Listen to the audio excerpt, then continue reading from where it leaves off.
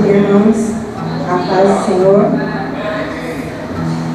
Quero trazer uma mensagem para vocês que muitos vão falar assim, de novo, a mesma mensagem, o mesmo texto, uma mensagem que várias vezes eu já trouxe, várias vezes o Espírito Santo me direcionou para isso. E eu tenho aprendido que cada um carrega uma mensagem no coração. Cada pessoa tem um chamado e tem uma mensagem. E eu creio que a minha mensagem é essa. A minha mensagem tem tudo a ver com isso. A mensagem que o Senhor chamou eu para trazer para a igreja. E eu acredito que isso daí é por toda a minha vida. Tem a ver com conhecer o Senhor, com ter intimidade com o Senhor, com buscar Ele verdadeiramente ser transformado. E às vezes, como eu falei, as pessoas questionam, mas de novo, de novo, e vai continuar sendo, sempre, hoje e sempre. Queria trazer uma mensagem para vocês, o texto está lá em Apocalipse 3:20. Algo que eu já trouxe várias vezes durante o ano, esse último ano, os últimos 6 anos. Não é novidade para ninguém, mas é algo que o Senhor ainda insiste em falar com a igreja. Apocalipse 3:20 traz uma mensagem para a gente, e não é uma mensagem evangelística. Muitas vezes a gente já viu pessoas evangelizando com esse versículo bíblico. Só que esse versículo não é um versículo para evangelismo. Esse versículo é uma mensagem, essa carta, na verdade, é uma mensagem de Deus para a igreja, para aquele que já aceitou Jesus, para aquele que já tem o Espírito Santo habitando nele. Não é uma mensagem que a gente usa para que a pessoa ela queira o Senhor. É uma mensagem que a Bíblia traz para a gente de advertência para pessoas que já estão dentro da igreja, que já vivem uma vida, ou deveria viver uma vida de fé. Apocalipse 3:20 fala assim: eis que estou à porta e bato. Se alguém ouvir a minha voz e abrir a porta, entrarei em sua casa e cearei com ele e ele comigo. Mas aí a gente fala assim, mas como assim? Como que eu posso ter aceitado Jesus, ter uma vida de crente, ter uma vida na igreja, toda uma história, e você está falando que esse versículo fala comigo? Sim? Esse versículo é para a igreja. O versículo é para a igreja que tem o Espírito Santo habitando dentro dela. Esse versículo é para a igreja que tem salvação. Porque a gente não entendeu que a salvação é pelo crer. E aqui todo mundo creu, não creu? Todo mundo entregou sua vida para Jesus e creu com o coração. Então, a partir desse momento, todos nós temos o Espírito Santo habitando dentro de nós. Todos.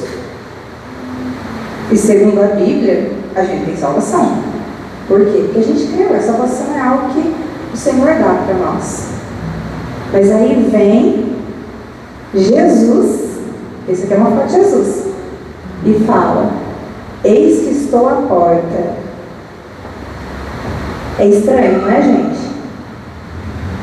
O Senhor trazendo uma advertência para a igreja: eis que estou à porta e bato. Se você abrir, eu entro.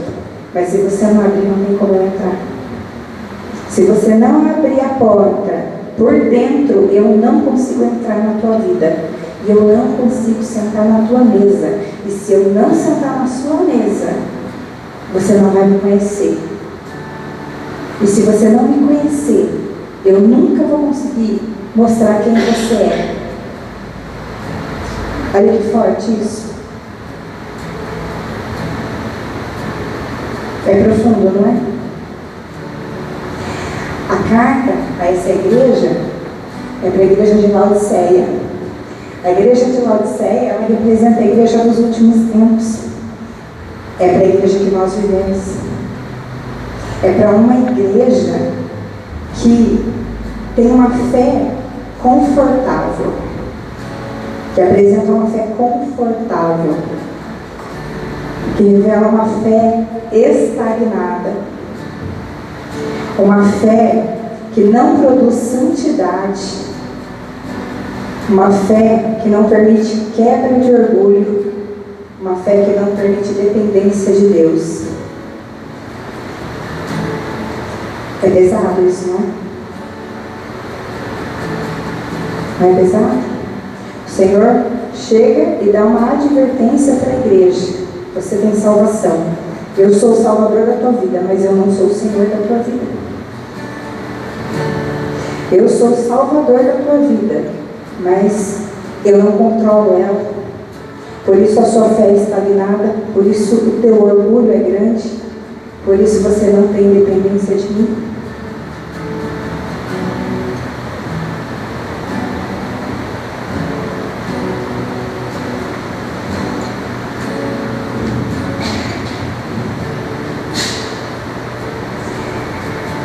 A igreja da fé confortável, Laodiceia, a igreja dos últimos tempos. A igreja onde a fé não te custa nada. Absolutamente nada. Vocês lembram que a gente sempre fala aqui que a salvação ela é de graça, mas ser discípulo de Jesus te custa tudo. Tudo. Tudo. Muitas vezes a gente quer mostrar para as pessoas que a gente está vivendo uma vida de fé real e verdadeira.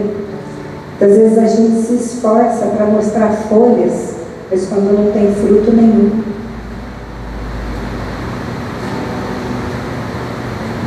É só a gente analisar.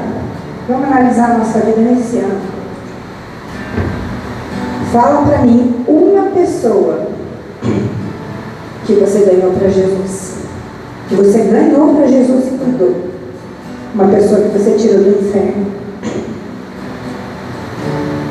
Nenhuma? Então vamos analisar os 2 últimos anos.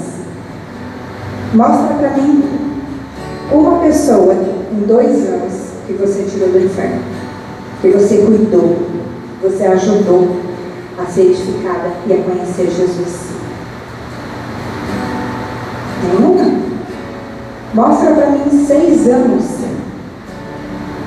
uma pessoa que você tirou do inferno e que você cuidou e que você ajudou essa pessoa a ser edificada, a conhecer Jesus de verdade.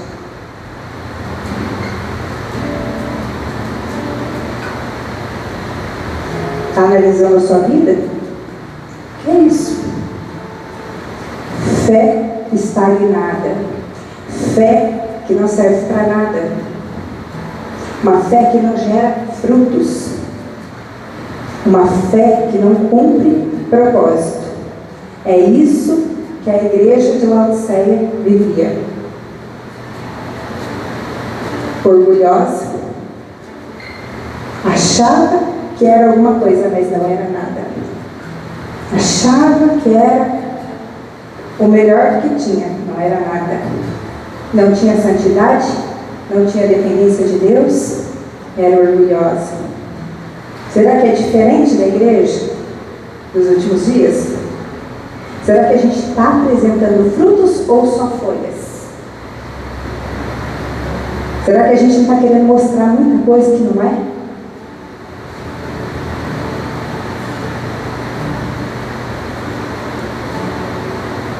Porque quando a gente para olhar aquilo que Deus tem feito através da nossa vida, pode ser que a gente se decepcione. Deus tem abençoado? Tem, gente. Deus tem abençoado muito. A gente fez uma reunião das células, a confraternização das células, e a gente sentou numa roda. Todos tiveram um testemunho de algo que Deus fez, de bênçãos que Deus trouxe. Todos, não ficou um sem falar. Todos têm visto Deus abençoar. E como eu já tenho dito há muito tempo, Deus responde orações. Nós, mas dos ímpios também. Deus é um Deus que Ele quer abençoar todo mundo. Você orou, você tem fé, vai receber. Mas isso não quer dizer que Ele está se agradando daquilo que a gente tem vivido. O Senhor espera poder entrar de verdade na nossa casa, sentar na nossa mesa e nos discipular de verdade. Ele quer se revelar de verdade. Não com essas mentiras desse evangelho horroroso que foi ensinado. Mas Ele quer se revelar. Ele quer revelar o verdadeiro evangelho. Ele quer trazer o reino de Deus aqui para a terra, para que a gente possa viver de verdade e não fingir que vive. Ele quer trazer para nós, para cada um de nós, revelar qual é o nosso chamado, qual é o nosso propósito, porque todos têm um chamado e um propósito. Só que a gente finge que a gente está cumprindo o nosso chamado, o nosso propósito, e não está cumprindo coisa nenhuma. É uma palavra dura, mas é necessária. É para que a igreja acorde. É para que a igreja se arrependa de verdade, olhe para a própria vida e veja, cadê os frutos?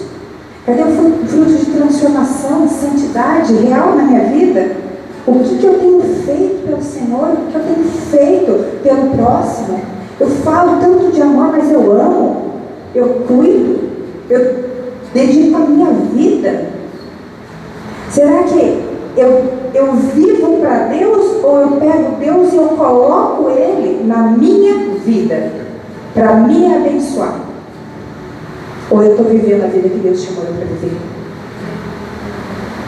Porque muitas vezes a gente vive a nossa história e a gente pega Deus e traz para dentro da nossa história, porque a gente precisa de um abençoador. A gente precisa de alguém que vai nos salvar, nos direcionar, mas a gente não quer que Ele seja o Senhor da nossa casa.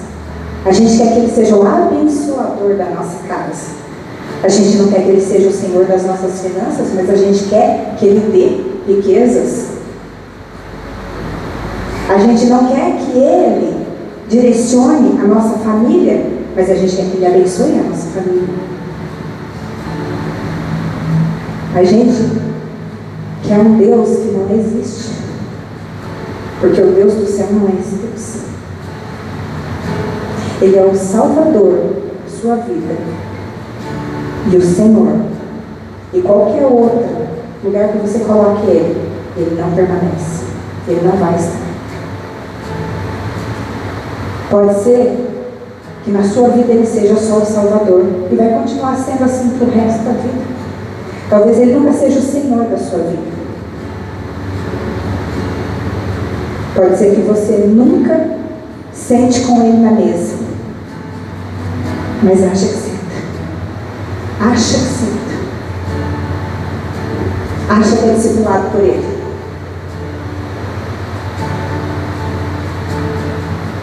Só que mais uma vez Ele nos adverte: se você abrir a porta, eu entro. O Senhor não abre a porta de quem não abre. Ele quer te transformar.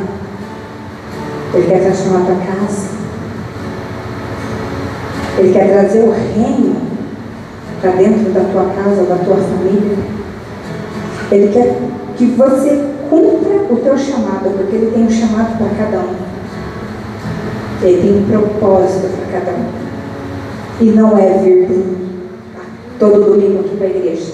Isso não é propósito de Deus. Isso não é chamado de Deus. Vai muito além disso. É grandioso para cada um. Só que para isso, primeiro, Ele vai ter que ser o Senhor da tua vida. E Ele ainda está te chamando. E Ele ainda está batendo. E Ele ainda está falando: abra a porta, porque eu quero entrar. É uma advertência para a igreja. Porque aquele que abrir, ele vai entrar, e ele vai sentar, e ele vai discipular, e ele vai transformar, e ele vai mudar a mentalidade, e ele vai trazer o chamado, e ele vai cumprir o propósito, que é grandioso para cada um. Que nem eu falei, é mais uma vez essa palavra, pastora, é mais uma vez essa palavra. É mais uma vez essa palavra. E talvez muitas outras vezes vai ser necessário trazer essa palavra. Já perdi as contas de quantas vezes o Senhor me trouxe essa palavra para trazer aqui. E tem gente recebendo, tem? Quantas pessoas têm vindo? Pastor, sozinha eu não consigo, me ajuda. Me ajuda, porque eu quero deixar esse Deus entrar. Eu não quero mais apresentar só folhas, eu quero apresentar frutos. E sozinho a gente não consegue. Eu não consigo, eu preciso de ajuda. Eu preciso de ajuda. Eu preciso de alguém para andar comigo. Só que a igreja de Laodiceia é orgulhosa. A igreja de Laodiceia, ela acha que ela não precisa. Ela acha que ela pode andar sozinha. A igreja de Laodiceia se acha muito boa, top. Só que não é o que Jesus fala dela. Cega. Na igreja que se acha. É uma palavra de advertência, gente. É uma palavra para a gente poder olhar para dentro da gente e se arrepender.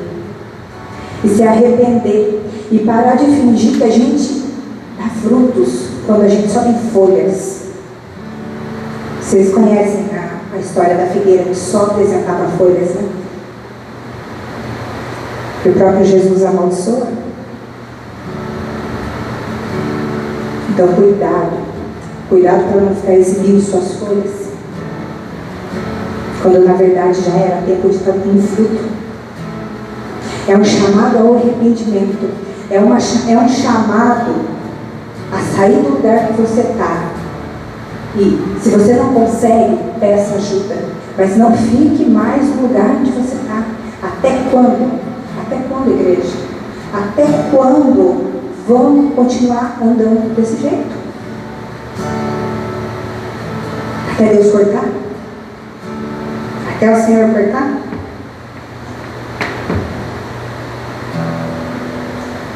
Não é uma palavra de autoajuda. Todo mundo quer uma palavra de abertura de autoajuda. Mas é uma palavra de ajuda do alto. Como diz sempre o pastor de vocês. É uma palavra de ajuda do alto. Para despertar. Tempos difíceis estão chegando. Tempos difíceis estão chegando. E vai ser da igreja. Não vai ser porque Deus vai se irar contra a igreja, mas Deus vai corrigir a igreja. E Ele ainda está avisando. Então se quebrante diante do Senhor, busque ajuda, anda junto com a gente. Deus colocou eu e o César aqui como líderes espirituais. Nós somos seus líderes, nós estamos oferecendo para todos, só que vocês têm negado. Estou falando todos não, mas tem negado ajuda. Por quê? Orgulho. Eu não preciso. Eu sei. Eu tenho mais tempo de conversão do que vocês. Eu não preciso. Orgulho. Laodiceia orgulhosa. Cega. Nua. Se acha. Mas não se quebranta. Não se humilha. Não pede ajuda. Glória a Deus porque tem pessoas se humilhando. Glória a Deus que tem pessoas vindo e falando: pastora, eu preciso ser discipulada. Eu não aguento mais viver desse jeito. Eu não aguento mais viver essa vida medíocre que não é a vida de Deus para mim.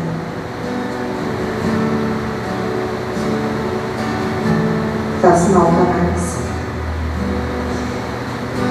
Vamos orar?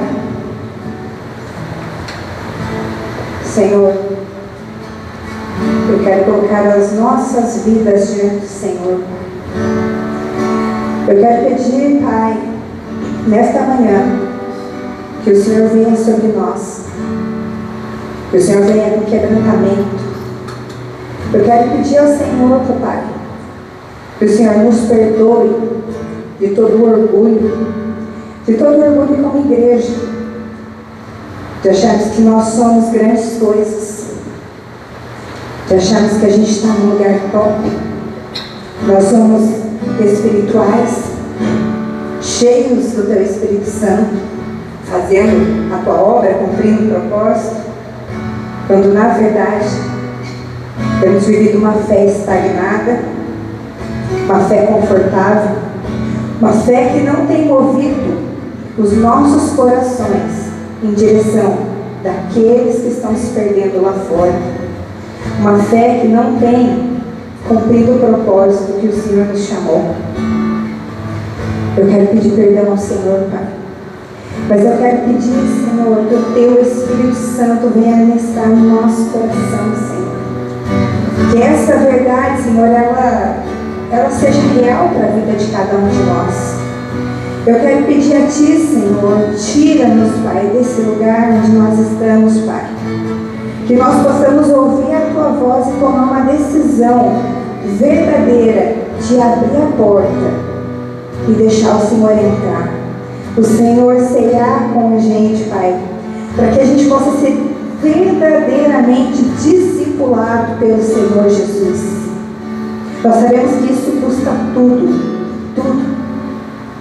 Não é vir de domingo em domingo na igreja. Nós sabemos que vai nos custar tudo, porque o Senhor pede tudo.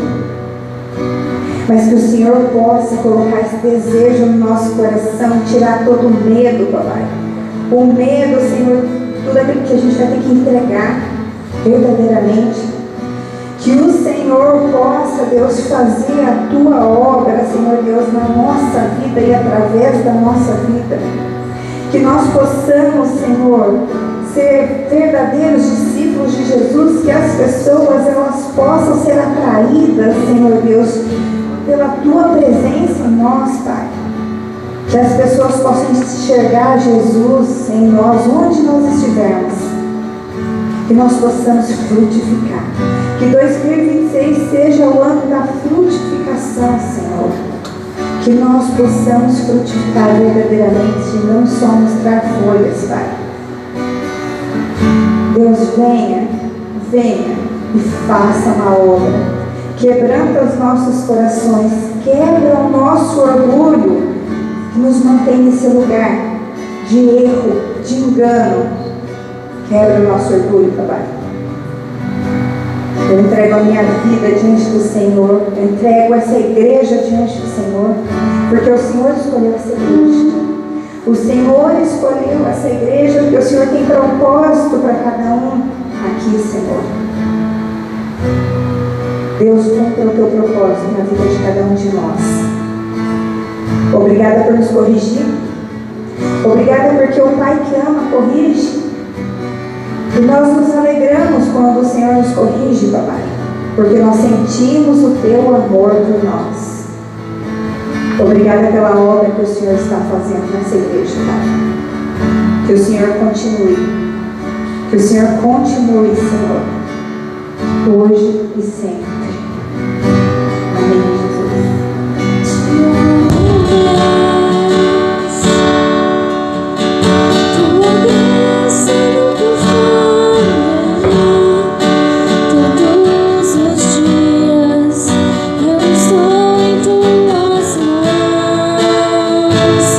Eu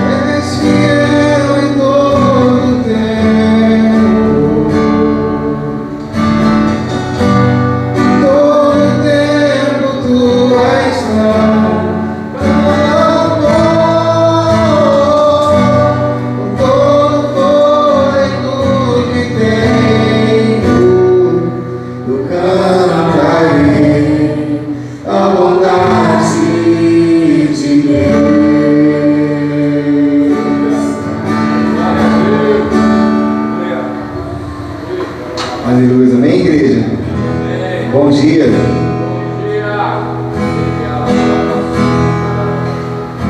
Jesus, muito obrigado, Pai, por essa manhã maravilhosa, tua presença, Deus. Agradecemos por esse sol, por esse dia, Deus, ensolarado, quente, Deus.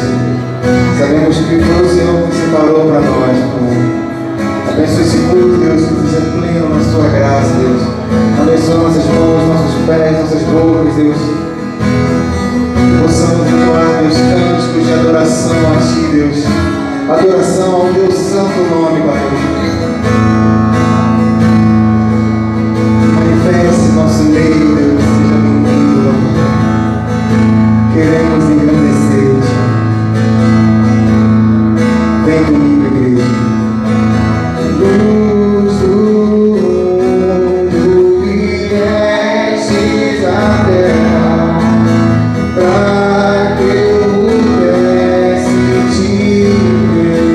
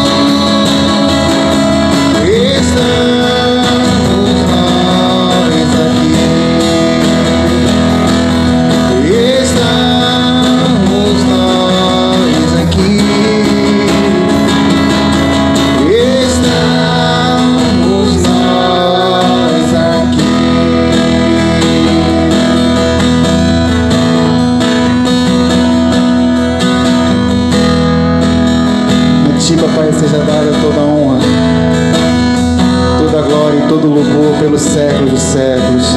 Em nome santo de Jesus Cristo. Amém, igreja? Amém, igreja? Amém.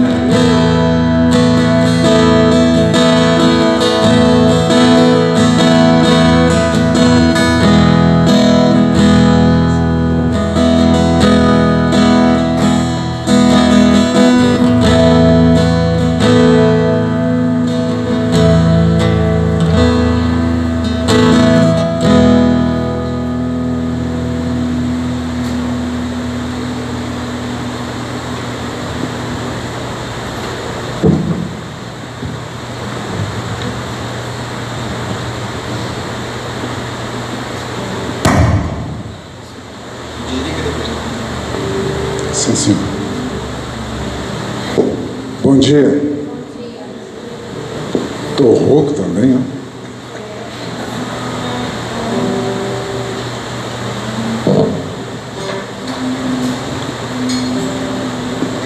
Como são as coisas, né, vô?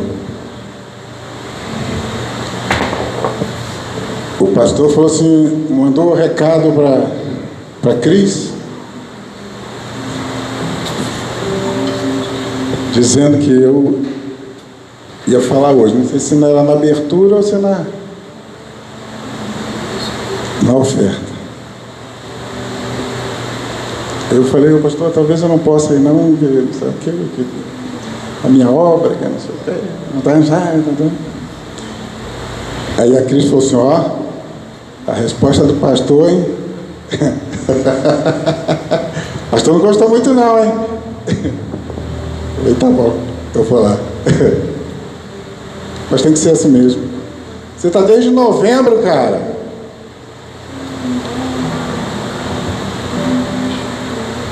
Comigo funciona assim. Cada um Deus trata de um jeito. Comigo é assim.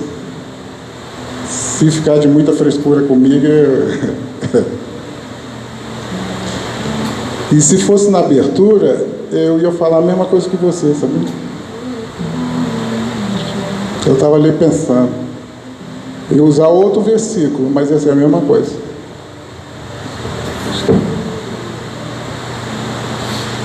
O versículo que eu ia usar é aquele assim: meu povo padece por falta de conhecimento.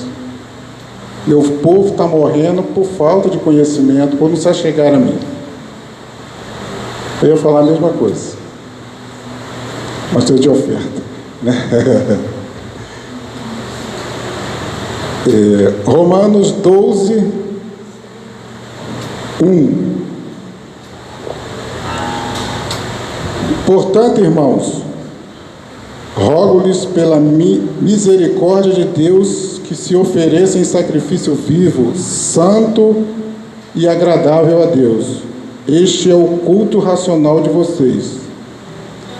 Não se amoldem ao padrão deste mundo, mas transformem-se pela renovação da sua mente, para que sejam capazes de experimentar e comprovar a boa, agradável e perfeita vontade de Deus. E dízimo, a gente sabe que o Evangelho está sendo banalizado, né? Infelizmente, o que você olha aí só negócio de internet é banalização do Evangelho, né? Principalmente em relação ao dinheiro. Não é fácil, cara, não é fácil. Você servir a Deus e você ser sugado, ser maltratado financeiramente. Isso que é a verdade.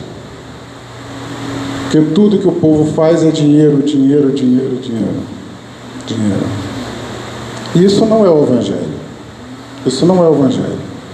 Eu creio que Deus não vai deixar de te abençoar se você não ofertar, se você não dizimar. Ele não vai.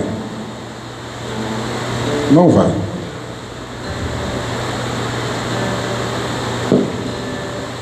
Mas quando ele fala para você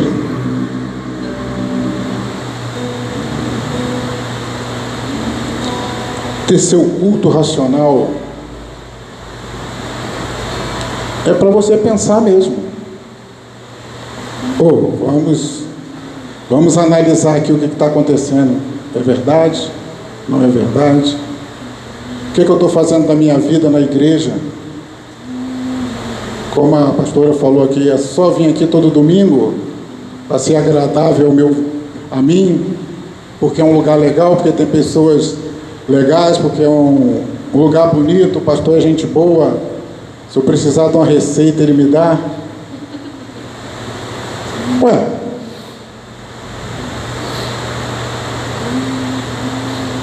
nós somos, como está falando aqui, nós somos racionais, nós temos que pensar. O que o cara está falando ali na frente é verdade, é correto? Você tem que raciocinar, cara. Para a gente não se moldar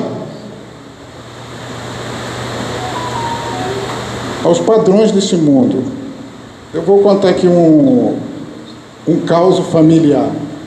Isso eu falei com o pastor. Eu tenho um parente meu que queria ser rico. O sonho dele era ser rico. Ele falou assim: eu vou ser o primeiro milionário da família.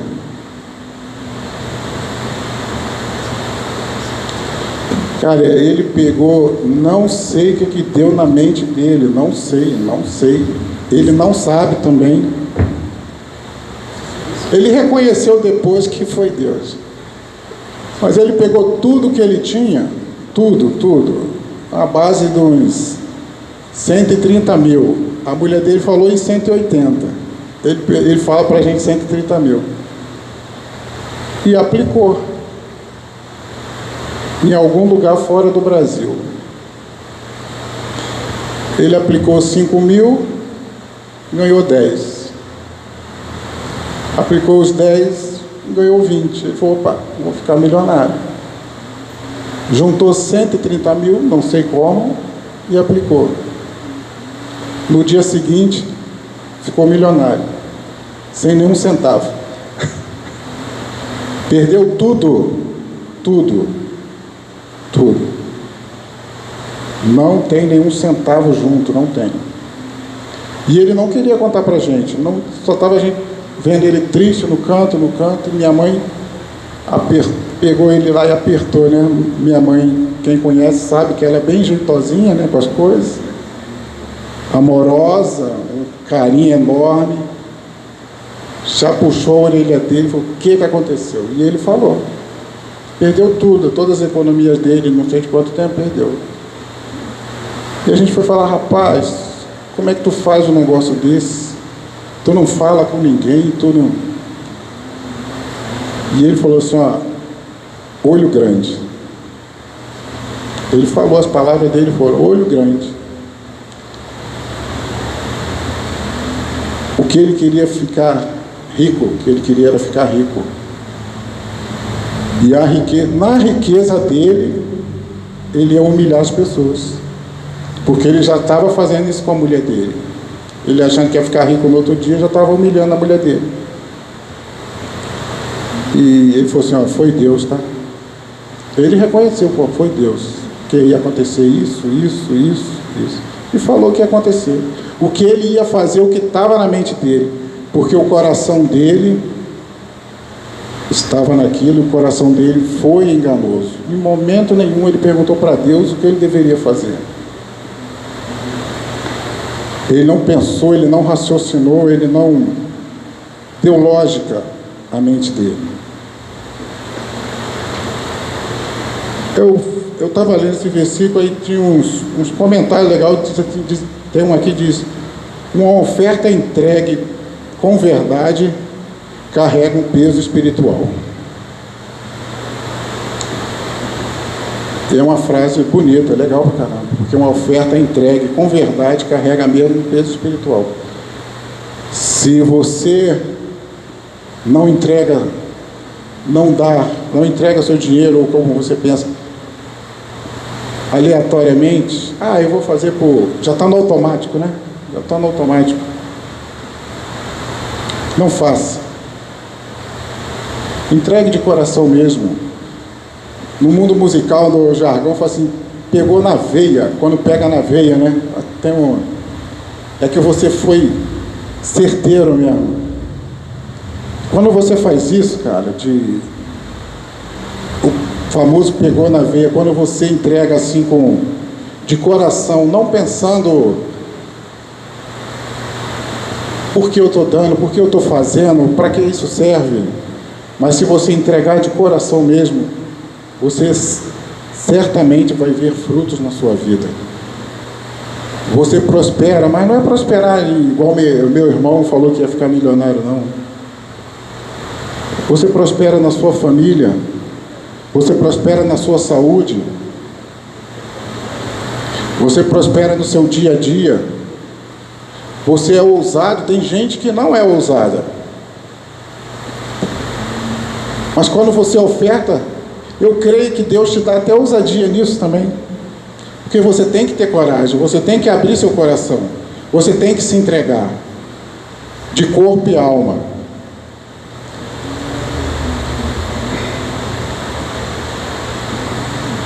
Portanto, irmão, rogo-lhes pela misericórdia de Deus que se ofereçam em sacrifício vivo, santo e agradável a Deus.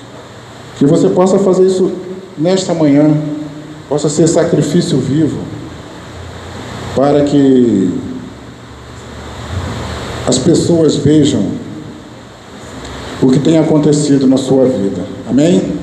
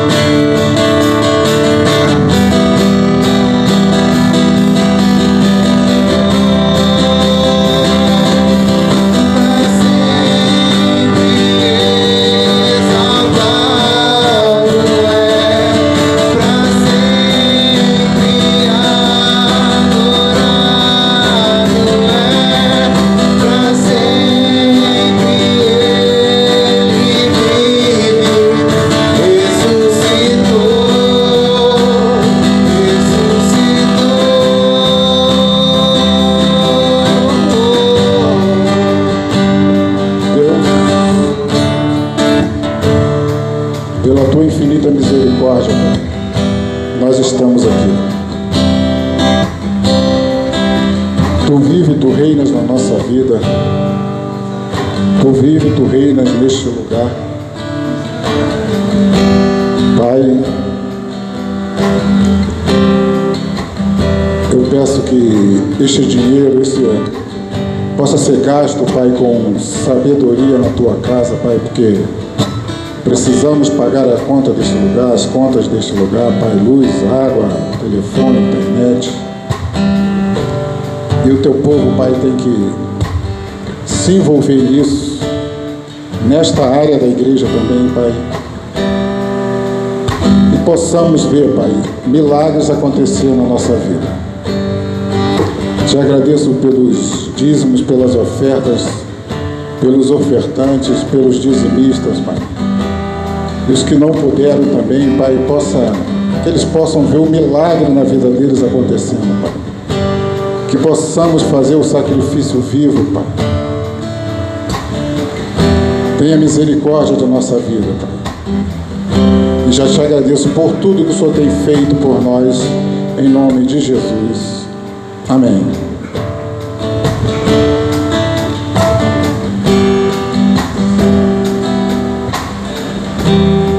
Bem, as crianças, cadê o Thomas?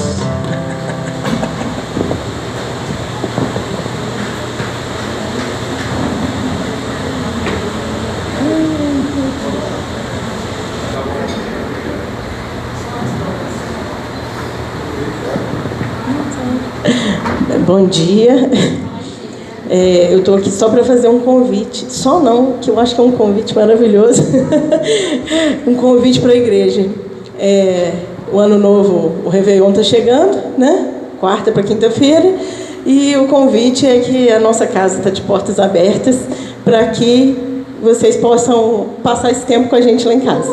Quem quiser, quem puder, quem desejar, que a gente possa passar em família. A gente pensou no esquema do churrasquinho, né? Como foi nas células. Cada um leva uma coisinha e a gente coloca lá a ceia deliciosa e a gente faz essa comunhão, né? Em família, nessa grande família, a gente poder passar esse tempo juntos, tá? É um convite da nossa casa para essa casa. A hora que vocês quiserem chegar. A partir de 6 horas, 7 horas, sei lá, a gente vai. Da manhã, pode ser. Começa com a faxina, hein? Quem chegar cedo, é a hora que quiser. Mas eu acho que 7, 8 horas, a gente já começa e passa um tempo gostoso junto. Amém? Pai, nós te agradecemos por essas crianças lindas que estão crescendo em estatura, graça e sabedoria diante de Deus e dos homens. E nós pedimos ao Teu Espírito Santo, crendo na unção dEle, no amor dEle, na graça dEle, na presença dEle sobre as nossas vidas e sobre a vida dessas crianças, alcançando elas de forma única e especial, trazendo para cada uma delas o sentido, o propósito, tudo aquilo que o Senhor pensou a respeito de cada uma delas. E que esse tempo seja um tempo para que elas possam refletir a respeito disso, aprender do Senhor e cada vez mais terem certeza e confiança naquilo que o Senhor pensou, que elas possam crescer certas e confiantes naquilo que o Senhor pensou a respeito delas. Que nenhuma das crianças da nossa igreja duvide do seu amor e do seu propósito na vida delas, mas que elas sempre busquem caminhar no Senhor, crendo, confiando, tendo plena convicção do seu amor. Obrigada, Pai, em nome de Jesus. Amém.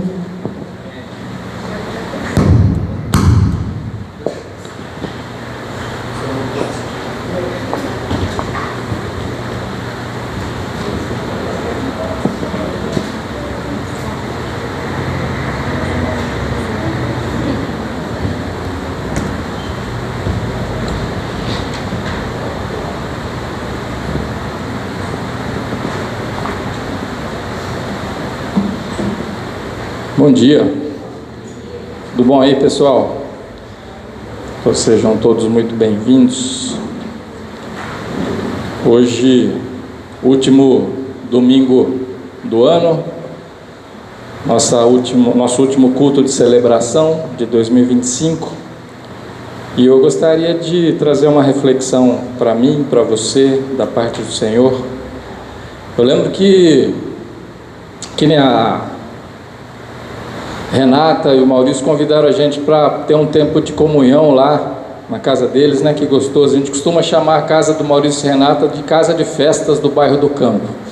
Ali é sempre animado, ali é sempre um ajuntamento de gente ali alegre, feliz. E todo final de ano é assim, né? A gente costuma chamar os parentes para casa para fazer uma ceia, uma refeição. E a gente lá em São Paulo, a gente também preparava as coisinhas e arrumava, né, para chamar os parentes. E quando a gente ia chamar a minha mãe, ela falava assim: eu vou fazer um retrospecto da minha vida. Mas mãe, a gente vai juntar a família, vai ficar todo mundo lá, vai jantar, vai se alegrar, vai ser muito bom. Mas eu gostaria de fazer um retrospecto da minha vida. Tá bom, mãe. Então tá bom, tão bom retrospecto aí para a senhora vai meditar e pensar no ano que passou e tudo aquilo que a senhora fez, deixou de fazer. E faz parte, por exemplo, da gente sentir que chegou o final de um ciclo. Chegou o dia 31 de dezembro e vai virar o ano. Obrigado, mãe. E realmente é um período que a gente fica meio introspectivo, meio pensativo, e a gente o ano inteiro a gente falou assim, gente, já é março, gente, já é julho, já é meio do ano, e a gente ficou falando isso o tempo todo, está passando rápido, está voando, e acabou o ano. E eu queria perguntar para você, você acha que Deus se move por calendário?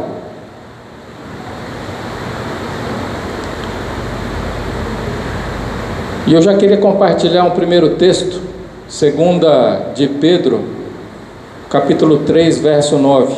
Será que Deus, o Deus eterno, se move por calendários?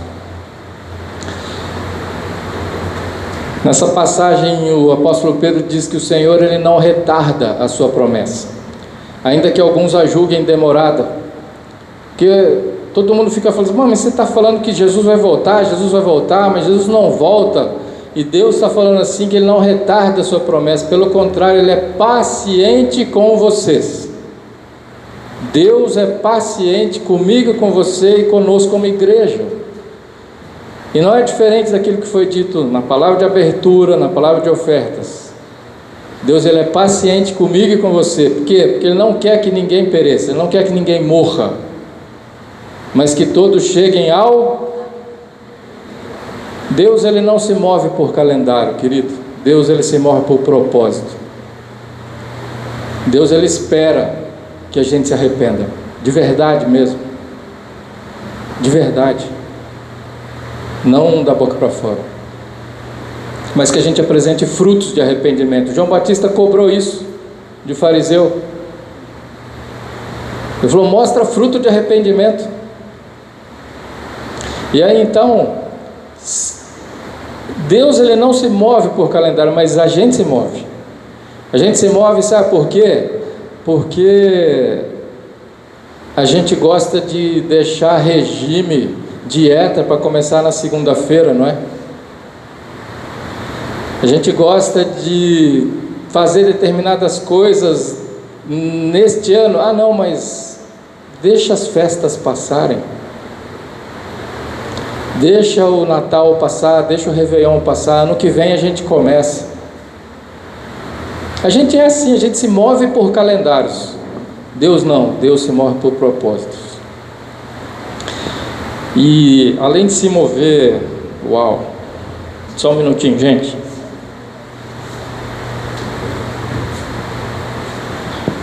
Vai que eu choro, né? Vou deixar guardado aqui, obrigado.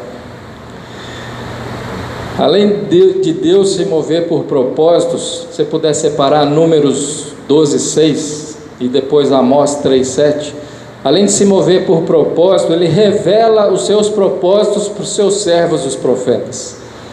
Então o Senhor disse, ouçam agora as minhas palavras, 2 pontos, entre vocês há um profeta, eu, o Senhor, em visão, me faço conhecer a ele, ou falo com ele em sonhos. Amós 3:7.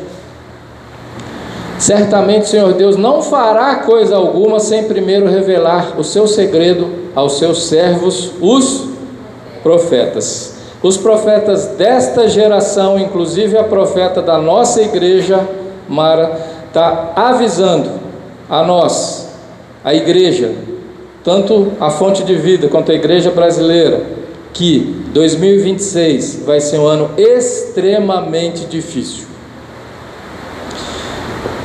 É um ano que Deus, ele vai arrochar a igreja. 2026 é um ano que Deus vai esmagar a igreja.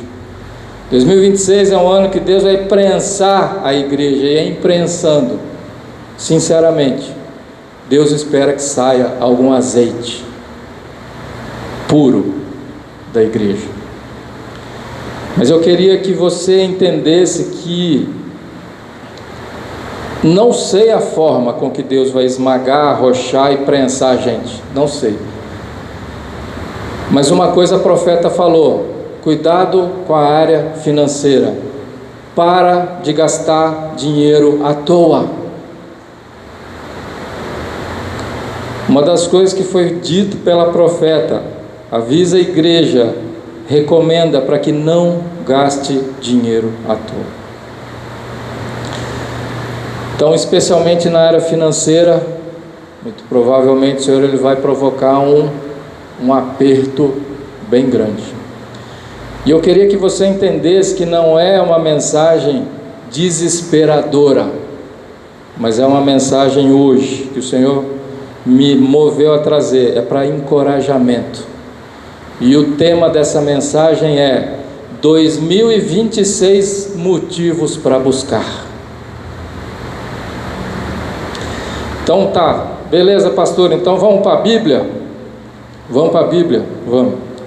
Deus, ele submete seu povo a diversas circunstâncias apertadas, arrochadas, difíceis, muitas situações complicadas, e em diversos níveis. Você vai ver um nível mais suave, no nível mais moderado.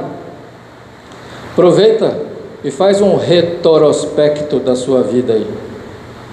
Você já deve ter passado por situações difíceis, às vezes mais suaves, às vezes médias, às vezes barra pesada. 2025 não foi fácil para a família do Lucas e da Lídia. Mas eu e você, a gente também tem histórias difíceis. 2025 não foi fácil para o Ricardo e para a Solange. Não foi. É só você fazer um retrospecto da sua vida, você vai ver. Não foi fácil para a Márcia. Para mim. Você tem suas histórias. E você sabe que na Bíblia, muitas vezes, Deus leva essas circunstâncias tão difíceis, tão extremas, até o nível de vida ou morte. Olha para a história de Abraão e Isaac. Lembra quando Deus pede a vida do filho da promessa? Você lembra da história do Daniel na cova dos leões? Situação extrema de vida ou morte. Você lembra da história dos 3 amigos do Daniel, Sadraque, Mesaque e Abednego, na fornalha? História de vida ou de morte. Mas, pastor, você lembra também da vida do apóstolo Paulo? Apedrejamento, naufrágio, picada de cobra. Mas então tá, pastor, eu estou entendendo que Deus, ele submete o seu povo a diversas circunstâncias difíceis, e 2026 vai ser uma época assim. Mas é para quê?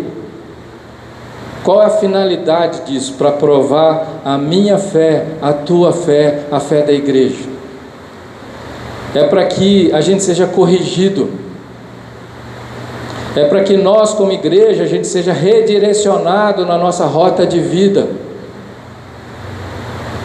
É para que a gente tenha a nossa vida alinhada com o que o Espírito quer que a gente ande.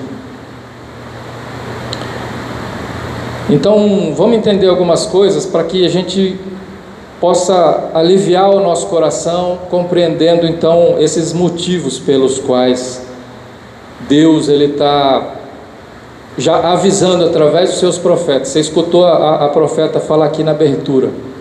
Deus, ele vai apertar a igreja. Atos 14, 21 e 22. É para que eu e você, a gente entenda que essa mensagem não é uma mensagem de desespero, mas é uma mensagem para a gente compreender o que Deus está fazendo. E tendo anunciado o Evangelho, está na NAA, né?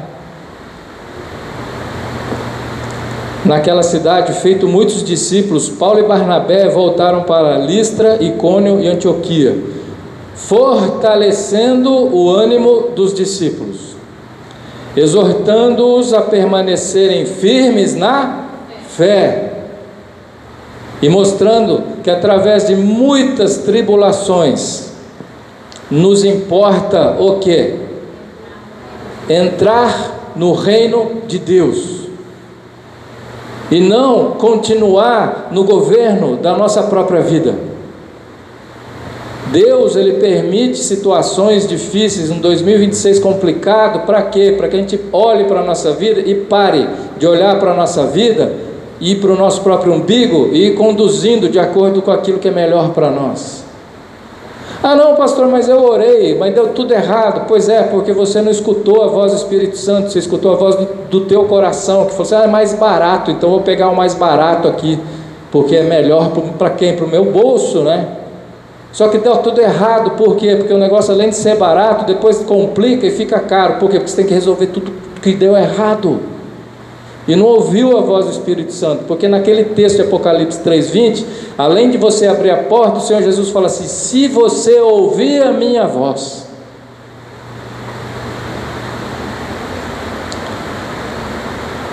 Então, importa para Deus que eu e você, a gente ouça a voz do Espírito e a gente se submeta à ordem do que Deus falou. Queridos, eu e você, a gente pode orar pelo Ricardo. Está com dor, né? Nós vamos orar aqui pelo Ricardo. Você ora comigo, igreja? Senhor, em nome de Jesus Cristo, nós repreendemos essas dores da vida do Ricardo agora, em nome de Jesus. Nós damos uma ordem, que essa pedra saia do lugar onde está, vá embora em nome de Jesus Cristo, e haja cura completa, restauração na vida do Ricardo, em nome de Jesus Cristo. Nós repreendemos toda a enfermidade da vida do Ricardo agora, em nome de Jesus, e declaramos cura, restauração e restituição completa na vida dele agora, em nome de Jesus. Amém. Obrigado, igreja. Segundo texto, para que eu e você a gente entenda por que é que Deus ele permite que 2026 seja um ano difícil. 2 Coríntios, capítulo 4, verso 17 ao verso 18. Fala, Gabrielzão. Beleza? 2 Coríntios 4, 17 ao 18. Porque a nossa leve e momentânea tribulação produz para nós um eterno peso de glória. Ai, pastor, mas está difícil demais minha vida. Nosso Pai, que negócio complicado, esse negócio não acaba. É para que se produza na minha vida e na tua vida um eterno peso de glória. Eu e você, a gente precisa aprender a tirar os olhos do temporário, do visível, do natural, do terreno, e começar a olhar para a minha vida, para a tua vida, para a nossa vida, que existe uma eternidade nos aguardando. E se eu e você, a gente não se importa com a eternidade agora, para que é que você está aqui na igreja esperando viver eternamente com Deus? Então, olha para a tua tribulação, olha para a dificuldade, olha para as dores, para o aperto, para o arroxo. Por quê? Porque aquilo que eu e você a gente vai vencer em Cristo vai gerar para a minha vida e para a tua vida um peso que a gente vai receber em eternidade. Porque quando eu e você a gente for glorificado, existem determinadas coisas no céu que se chama galardão.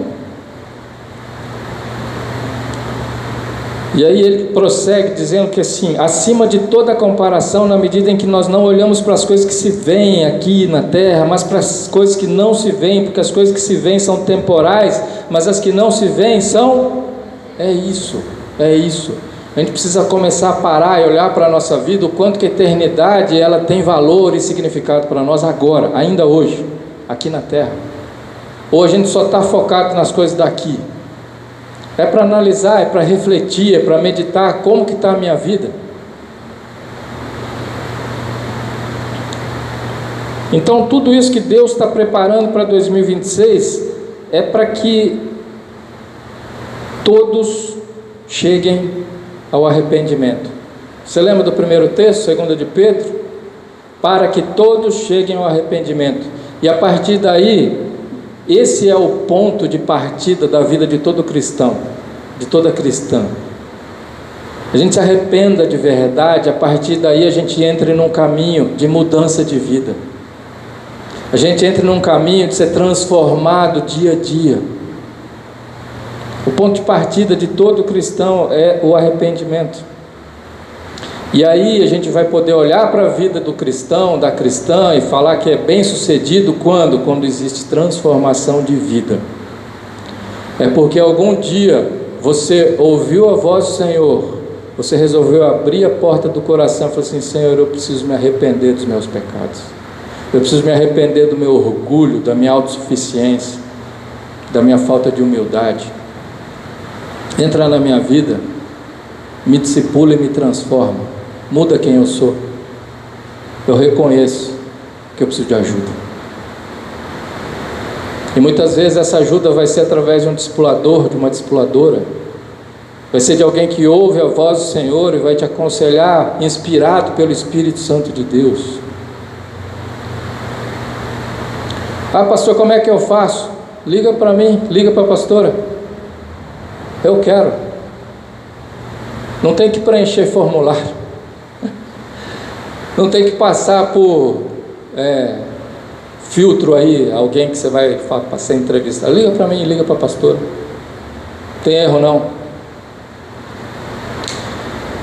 E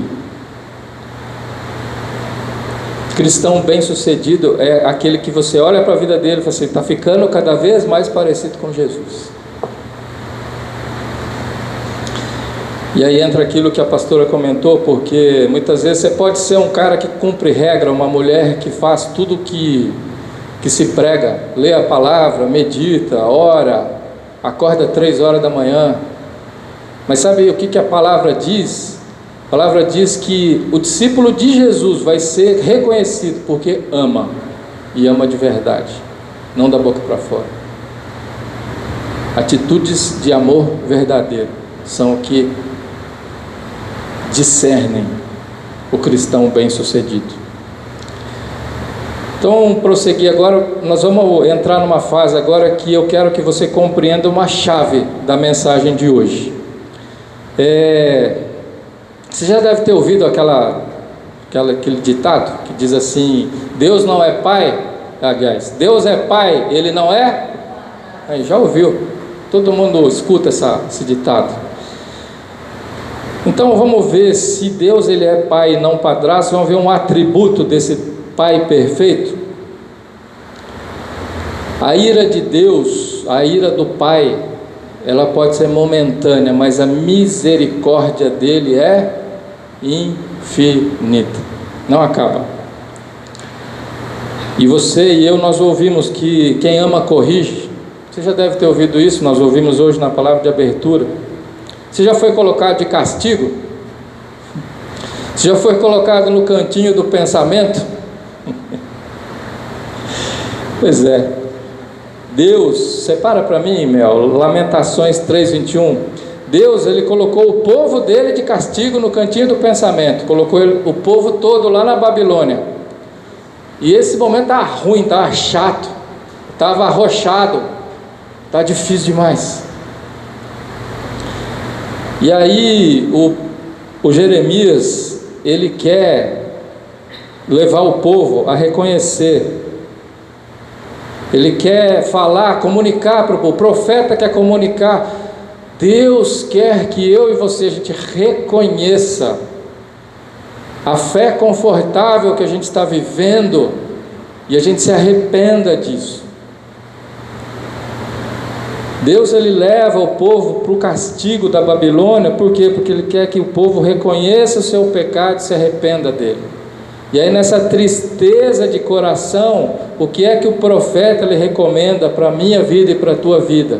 Porque estava triste demais. Ele diz assim: eu quero trazer à memória o que pode me dar.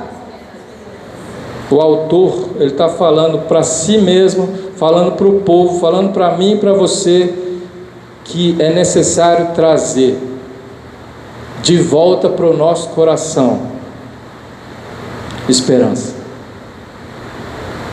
Beleza, pastor, mas você está me avisando que 2026 vai ser pesadíssimo, difícil. O senhor mandou eu economizar dinheiro, não posso mais comprar aquele negócio que eu queria. Mas então como que eu faço isso? Lembra dos atributos de Deus. Mesmo texto, verso 22 até o 26. As misericórdias do Senhor são a causa de eu e você não sermos consumidos, porque as suas misericórdias não têm, renovam-se cada manhã. Grande é a tua fidelidade. A minha porção é o Senhor, diz a minha alma, portanto esperarei nele. O Senhor é bom para os que esperam nele, para aqueles que o buscam. Você tem 2026 motivos para buscar Deus. Bom é guardar a salvação do Senhor, e isso em silêncio. Bom é para o homem suportar o jugo na sua mocidade. Era até o qual, Mel?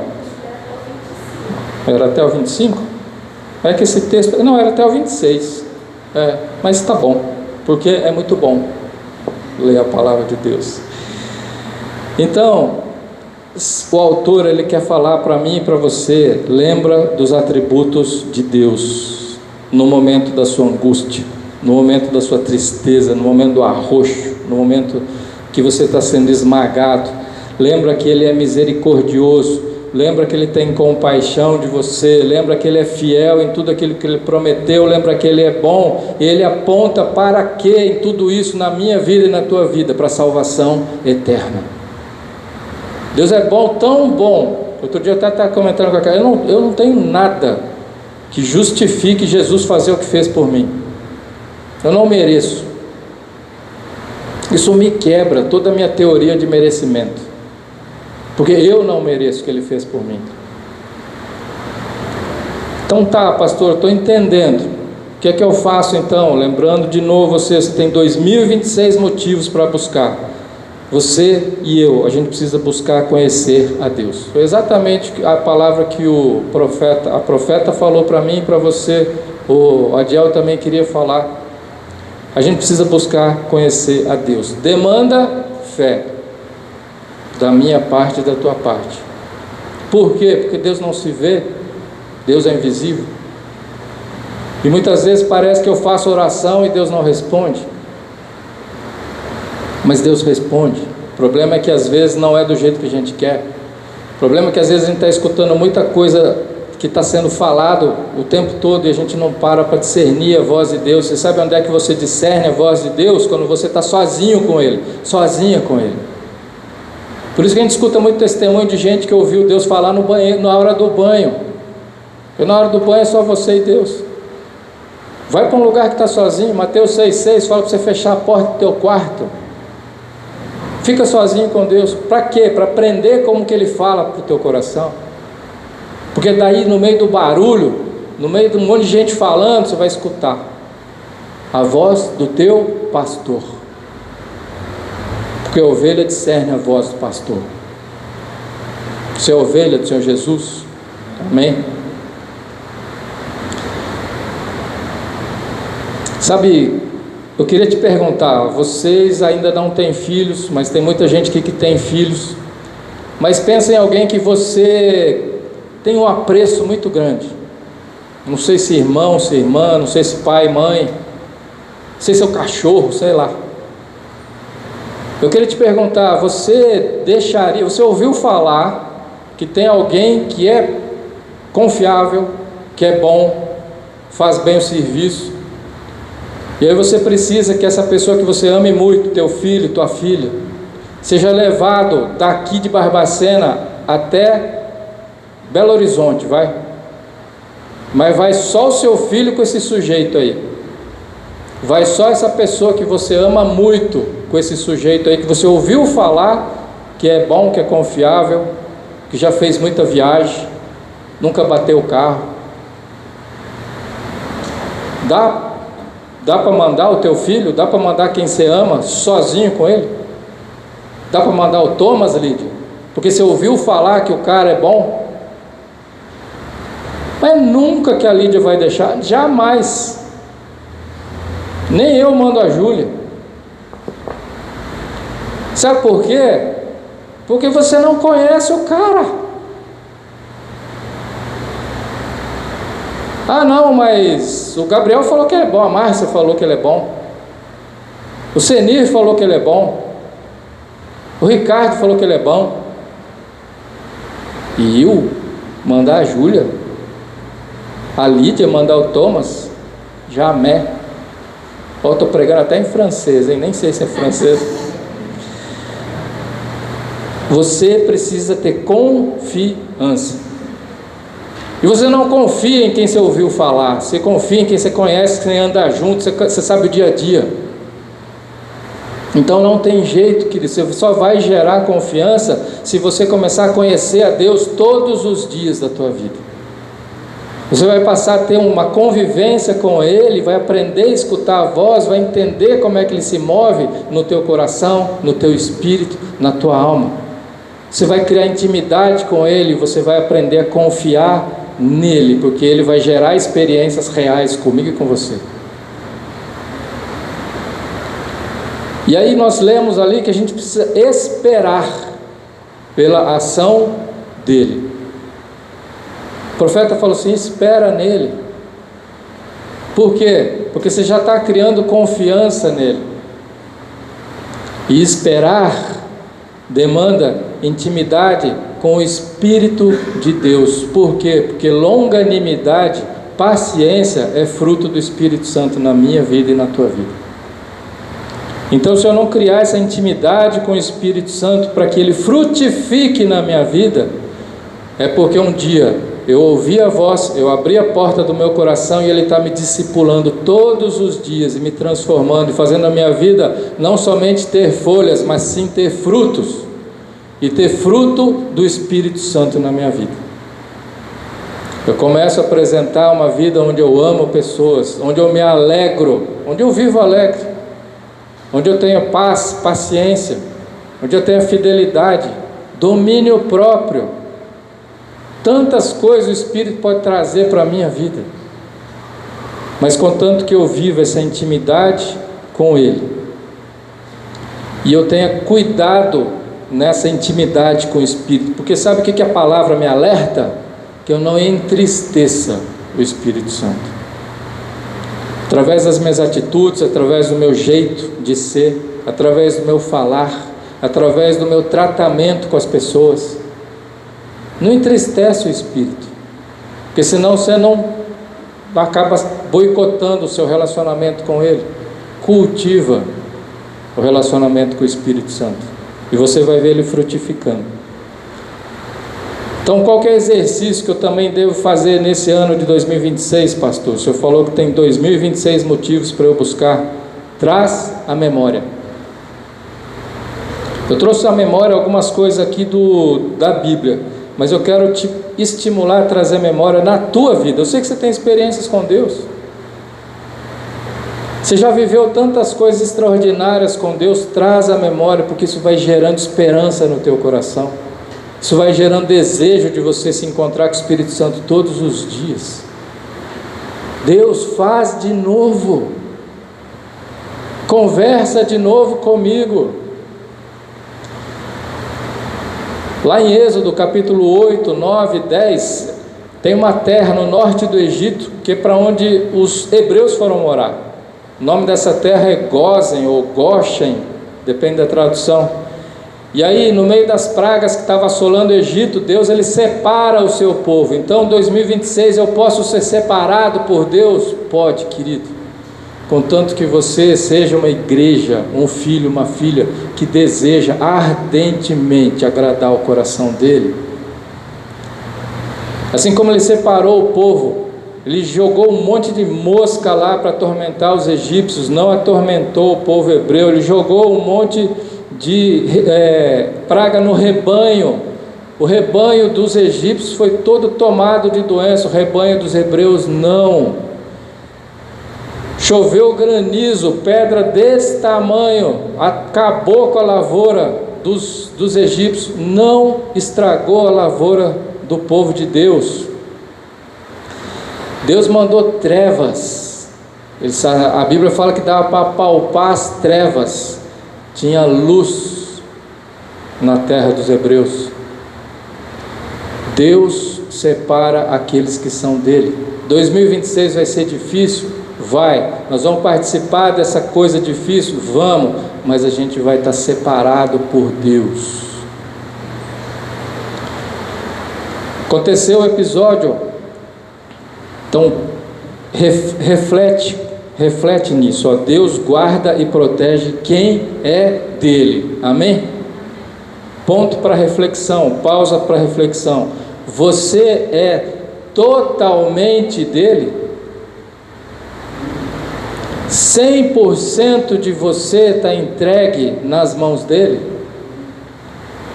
Reflete, analisa. Ou tem alguma área da tua vida que você ainda não consegue entregar?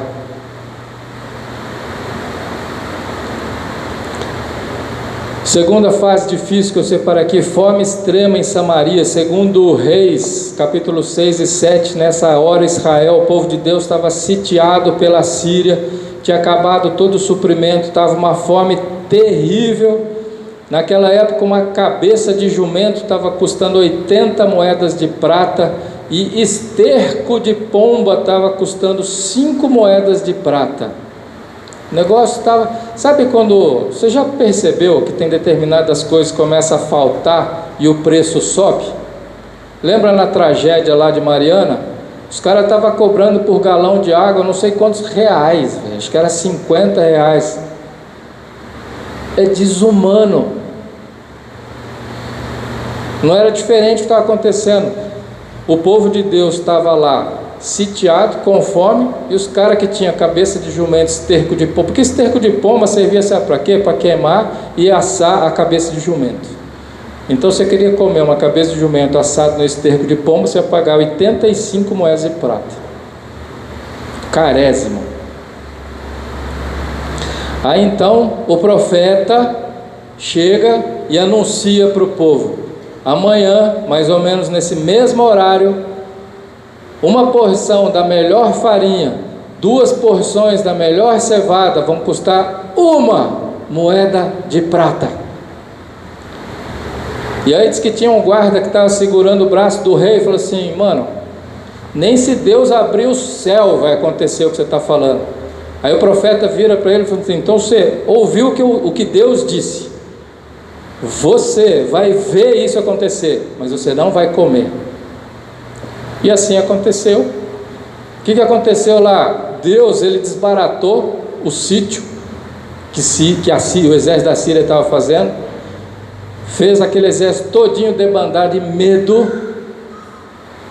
acabou o sítio. Só que aí tinha os 4 leprosos, foram lá, eu falei assim: cara, estou passando fome aqui, não adianta que eu sou leproso, os caras não vão me dar comida. Vou lá então pedir lá para os sírios. E os caras chegam lá, não tem ninguém. Mas estava assim de comida, estava assim de animal, estava assim de suprimento. E aí os leprosos chegam e assim: galera, os caras fugiram. Quem é que venceu a batalha? Deus.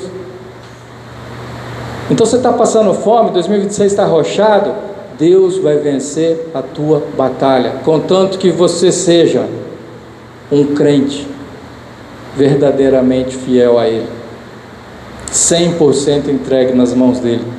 Deus, ele luta contra o meu inimigo e o teu inimigo.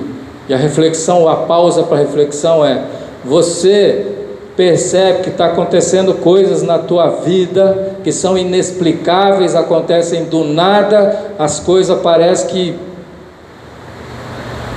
deu ruim do nada, e você fala assim: cara, esse negócio aqui não é normal, isso aqui é espiritual. Você tem sido atacado por agentes do maligno? Porque nós estamos em guerra. Então para refletir. Tem uns trem inexplicável dando ruim na tua vida? Você precisa saber que Deus, ele vence os seus inimigos, sim, mas ele espera da minha vida e da tua vida que a gente entregue 100% da nossa vida nas mãos dele. Outra fase difícil, terrível, seca de 3 anos e meio. 1 Reis, capítulos 17, 18, 19. Qual que é essa fase? Profeta Elias contra o rei Acabe, contra Jezabel. O profeta chega e anuncia, fala assim: galera, não vai chover mais. Vai ficar 3 anos e meio sem chover.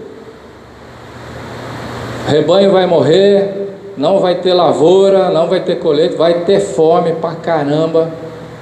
Vai ser 3 anos e meio difícil demais. E o que acontece com o profeta de Deus? Deus, ele orienta assim: vai lá para o riacho de Querite, lá você vai beber água do riacho e eu vou mandar os meus corvos te sustentarem. E a palavra diz que corvos levavam almoço e jantar para ele, levava carne para o profeta. O Queridos, 2026 vai ser difícil, mas você vai ser sustentado sobrenaturalmente por Deus. E aí, você vai ver que a mesma coisa que aconteceu com Elias vai acontecer na tua vida. Você vai ser protegido por Deus. Mas Deus espera que eu e você, o profeta, ele combateu a idolatria naquele tempo. E Deus, ele espera que eu e você, a gente reconheça idolatrias na nossa própria vida. Deus espera que eu e você, a gente se humilhe e fale assim: Senhor, eu reconheço que eu tenho ídolos na minha vida. Eu reconheço que muitas vezes eu deixo de vir no culto de celebração, porque eu tenho coisas mais importantes para mim. Eu reconheço, Senhor, que eu dou mais valor para a minha família do que para você, Senhor. Eu reconheço que eu dou mais valor para o meu trabalho do que para a minha família, Deus.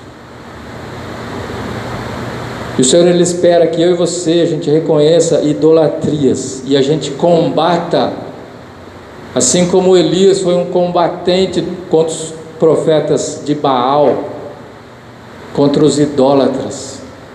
Mas Deus quer que a gente combata a nossa própria idolatria. Então tá, pastor, e como que eu vou fazer isso? Queridos, tem determinadas ferramentas que eu e você, como igreja adormecida, a gente deixou de fazer. Você tem tido dificuldade de orar? Está difícil de orar? Sabe, a gente está numa fase como igreja, com fé acomodada, que a gente não ora mais. Você está cansado de tanto jejuar toda semana? Não, você está com uma carinha alegre, parece que não está jejuando.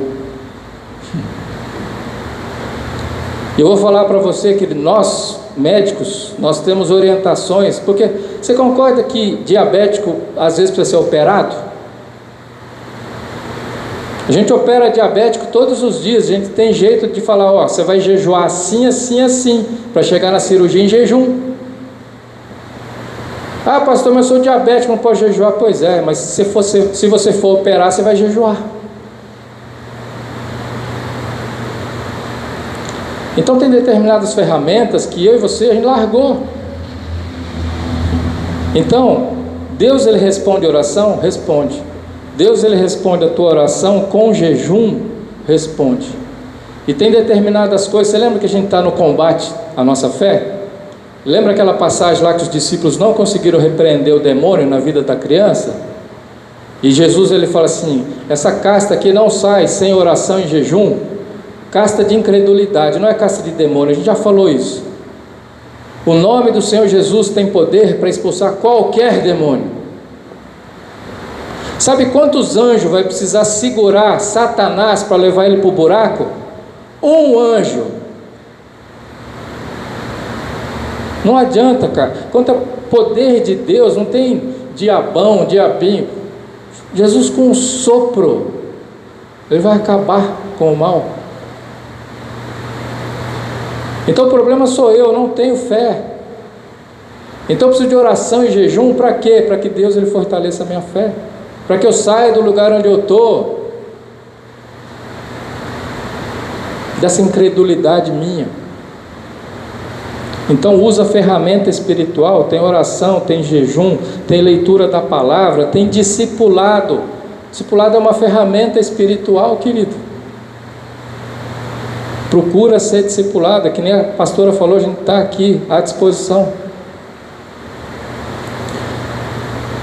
Então faz mais um retrospecto da sua vida e vê quanto tempo faz você não jejua, ora, lê a palavra, medita, tem discipulado. E só lembrando, discipulado é diferente de aconselhamento. Sabe quando você vai procurar o pastor porque o negócio está feio? Isso aí é aconselhamento, isso aí não é discipulado não. Discipulado é andar junto. Discipulado é compartilhar a vida. Discipulado é andar direto, para que a gente tenha a unidade de pensamento com Cristo, para que aquilo que o Espírito está falando, fale no meu coração e no teu coração. Discipulado é compartilhamento de vida. Última fase agora, opressão de Roma, uma bagunça na igreja. Qual que é a fonte? Os evangelhos. O povo de Deus estava sendo oprimido pelo exército romano, pelo império romano, e a igreja estava uma bagunça. Por que estava uma bagunça? Você vai ler o início do evangelho de Lucas, ele fala assim: no tempo lá do Tibério César, e estava aquela domínio de Roma, tinha 2 sacerdotes. A palavra de Deus sempre determinou que era para ter sempre um sumo sacerdote. Naquela época a igreja tinha 2 sumos sacerdotes, uma bagunça. E aí, naquele tempo, chega Jesus Cristo de Nazaré. Então, o advento do Messias, segundo a palavra do anjo, foi muito claro. O Messias, ele vem para salvar o povo dos seus pecados. Não do jugo de Roma, não do arroxo daquele período que o povo estava vivendo. Não, é para salvar a gente dos nossos pecados. Por isso que o que Deus espera, se Ele está atrasando, está segurando a vinda do Senhor Jesus, é porque Ele quer que todo mundo se arrependa.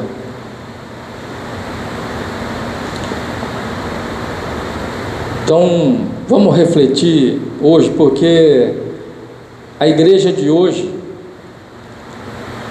está sucumbindo às tentações e ofertas desse mundo. A igreja de hoje é uma igreja sonolenta. Você vem para o culto de domingo para dormir no culto. É uma igreja que tem uma fé acomodada. É uma igreja que vive numa inércia espiritual. Mas Deus, ele vai provocar esse arroxo de 2026 justamente para quê? Para que a gente desperte, para que a gente acorde, para que a gente saia desse lugar confortável que a gente se colocou. Então, reflexão para mim e para você: tua vida está no automático?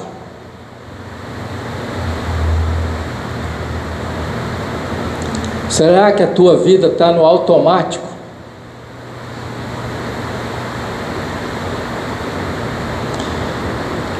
Hoje é dia 28 de dezembro. Quantas novas atitudes você vai deixar para o ano que vem? Ah, não, pastor, deixa passar essas festas aí. Quantas novas atitudes você vai deixar para o início do ano que vem? Sabe por quê? Eu vou falar um negócio para vocês. Deus, ele trouxe mensagem para mim e para a Carla, e ele diz assim: antes do final do ano, Deus vai fazer coisas extraordinárias na sua vida, e ele tem feito. Deus não se move por calendário, Deus se move por propósitos. Ele não espera a virada do ano. Você quer mudar de vida? Muda hoje. 28 de dezembro é um bom dia para mudar.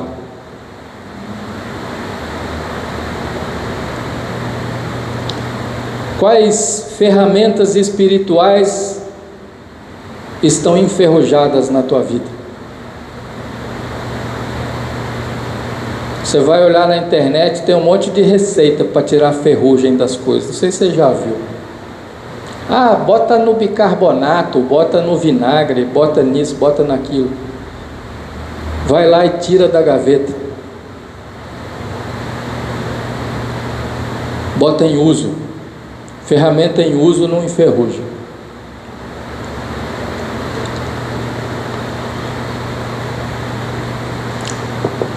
Então, vamos concluir? Profeticamente, a gente está sendo alertado que 2026 vai ser um ano muito difícil. Então, o que eu e você, o Senhor, Ele está falando? Nós hoje trouxemos algumas lembranças de relatos bíblicos. Por quê? Porque a gente trouxe à memória aquilo que vai trazer para nós esperança. Amém? Lembra das coisas que Deus fez na tua vida. Vai lá e faz um retrospecto. Lembra? Porque você vai perceber que seu coração vai se encher de esperança.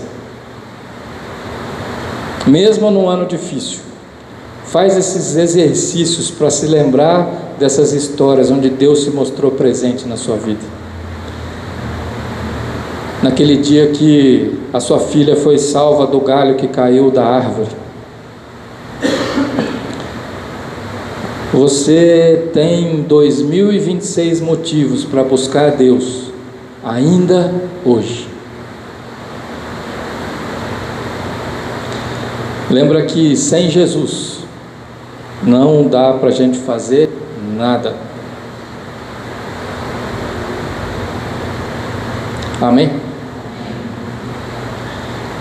Amém.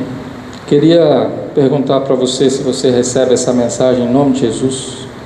Não é uma mensagem de desesperança, mas é uma mensagem de encorajamento. E eu queria saber de você se você quer receber oração para esse novo ano que se inicia. Pastorzão, fiquei com medo agora de 2026. Vem aqui, a gente vai orar por você, a gente vai ministrar na tua vida. Você quer mudar de vida com Deus ainda neste ano que está terminando? Pode vir aqui na frente, a gente vai orar com você. Você quer confessar pecados e receber perdão e cura de Deus? Pode vir aqui, a gente vai orar com você. Você quer receber oração para ser liberto de alguma opressão espiritual que você reconhece na sua vida? Pastor, tem uns trem esquisitos acontecendo na minha vida, eu quero que você ore por mim. A gente vai orar por você. Você quer falar alguma coisa para Jesus através da oração? Pode chegar aqui, a gente vai orar com você.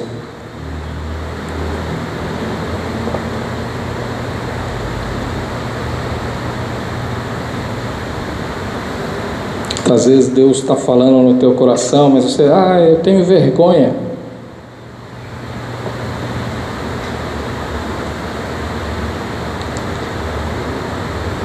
Talvez não seja vergonha, talvez seja orgulho.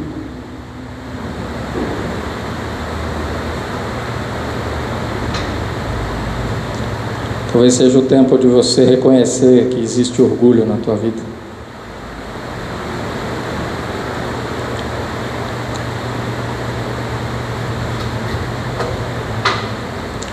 Você pode ir orando aqui, por favor? A gente vai continuar orando aqui pelas pessoas. Se você se sentir ainda movido pelo Espírito Santo e você parece que pesa 1 tonelada sentado nessa cadeira, você ainda tem liberdade para sair do seu lugar, vir aqui e receber oração.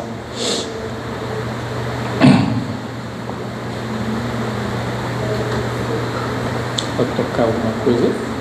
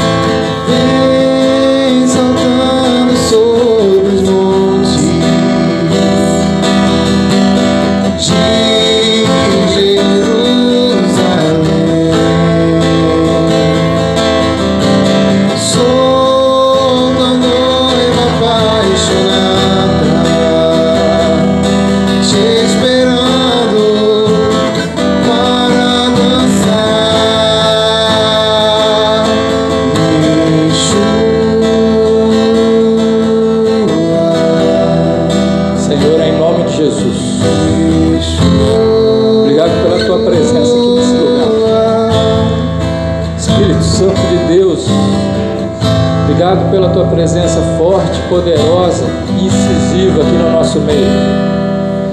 Senhor, nós como igreja, nós declaramos lá diante do teu altar, nós não esperaremos mais, nós não viveremos mais por calendários, nós viveremos por propósitos. Nós temos 2026 motivos para te buscar. Nós buscaremos desde hoje quem o Senhor é. Nós ouviremos a tua voz, nós abriremos a porta da nossa vida para ti, para que o Senhor entre na nossa casa, na nossa vida. O Senhor tenha tempo de intimidade conosco. O Senhor venha nos transformar no dia a dia. O Senhor venha formar Cristo em nós. Nós queremos ser essa noiva apaixonada pelo Senhor. Nós queremos ser essa noiva que está sendo submetida àquele dia de noiva, onde ela é preparada para o noivo, onde ela leva tempo, mas apaixonada pelo noivo, querendo ser transformada, mudada, para noiva sem mácula, sem mancha, sem ruga, preparada para o seu noivo, Senhor Jesus Cristo. Nos transforma, Senhor, nos muda, nos conduz pelo caminho estreito. Senhor, nós desejamos mudar a nossa vida contigo desde hoje, para que o Senhor seja glorificado em nós e através de nós. Que o Senhor te abençoe e te guarde, que o Senhor derrame graça, misericórdia sobre a tua vida todos os dias e você perceba isso. Eu oro para que o Deus da paz, Ele mostre no teu coração que mesmo em meio às dificuldades, você se encontra em paz. Não porque o mundo está te dando alguma paz, mas é porque vem de Deus. Eu oro para que o amor de Deus ele seja revelado todos os dias no teu coração. Eu oro para que a graça do Filho ele seja sempre um poder na tua vida. E oro para que o Espírito Santo de Deus ele gere um desejo, um ardor, um fogo no teu peito, de desejo e vontade de estar com Deus, aprender a ouvir a voz dele todos os dias. E essa comunhão com Deus provoque no teu coração um desejo de olhar para as pessoas como Deus olha, e você seja quem Deus te chamou para ser. Deus te abençoe, tenha uma ótima semana. Eu queria te convidar a aplaudir Jesus.